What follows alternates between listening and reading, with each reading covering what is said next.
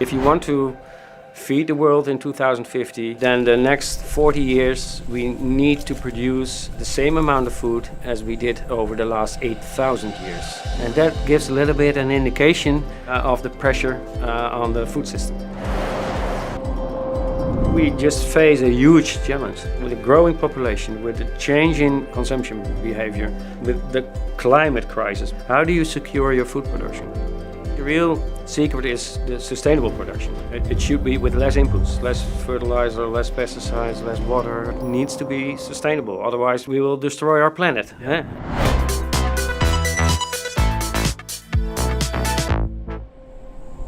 The security of the food system is one of the world's most pressing challenges.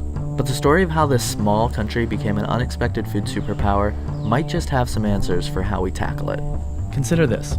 If everyone on Earth ate the diet of the average American, that would require all the habitable land to be used for agriculture, and we'd still be 38% short. And that's right now. What do we do when there are 2 billion more people? Well, the key is more exciting than it sounds, and that's efficiency. Basically, how do we produce a lot more on the land we're already using and do it using a lot fewer natural resources? When it comes to sustainable agriculture, one country has seemed to crack the code. Bolstered by a national commitment to produce twice the amount of food with half the resources, the Netherlands has become the world's #2 food exporter. There was a very close collaboration between the government, science organizations and the industry. And they started out of a common interest. So they say, okay, yeah, we want to go for sustainable production, but everybody was aligned.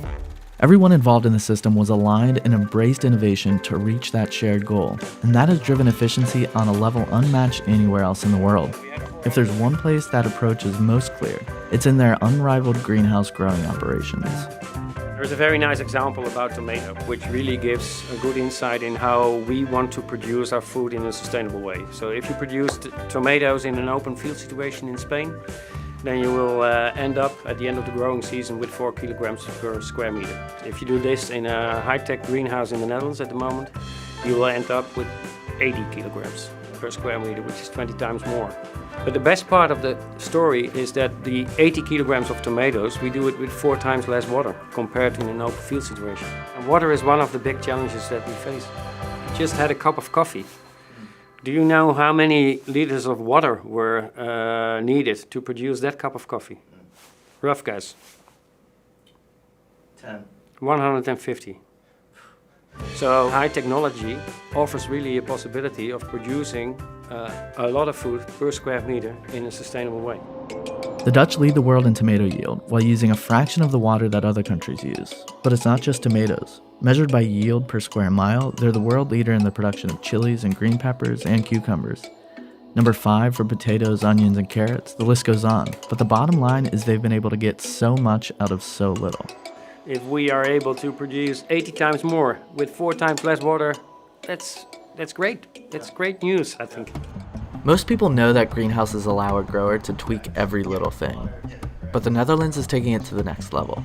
They've perfected the greenhouse as the ideal environment to continuously test and implement all kinds of ways to optimize growth.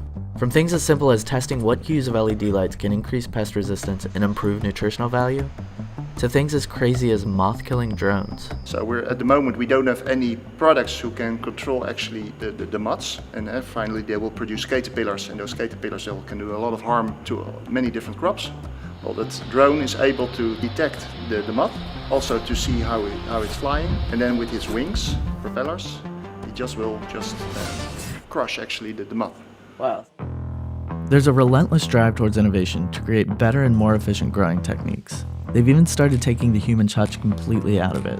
Some of the latest tech relies on AI to learn plant behavior and constantly adjust conditions without any input from a farmer. For example, what we're testing in this compartment is a climate computer. So we have different sensors, and it's actually, we measure the plant activity. And based on the plant activity, the computer is actually controlling the whole climate by itself. Ultimately, the key to solving our global food challenge isn't just in relying on super efficient food producers to carry the weight for everyone else. It's learning from and adopting that technology. At the World Horti Center, you see that effort firsthand in an ongoing experiment. They've built basically a greenhouse within a greenhouse. Inside the larger structure, they're able to replicate any climate on Earth to figure out what modifications need to be made to realize the same yields they're getting in the Netherlands in any other country on Earth.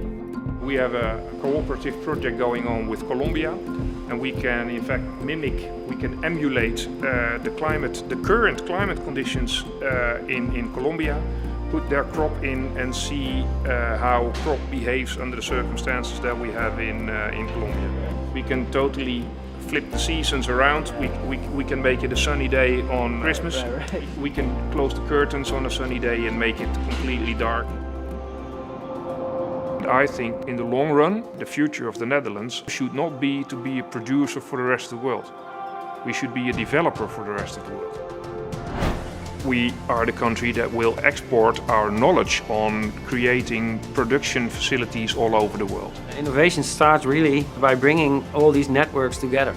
In the world we live nowadays, you need to link up with other people. You can't do it on your own. We need to produce more, we need to do it with less inputs, and we need to do it better. Thanks for watching. If you like the future of food, stay tuned for our new series, Future of Cities. Subscribe to Freethink now to be the first to see new episodes.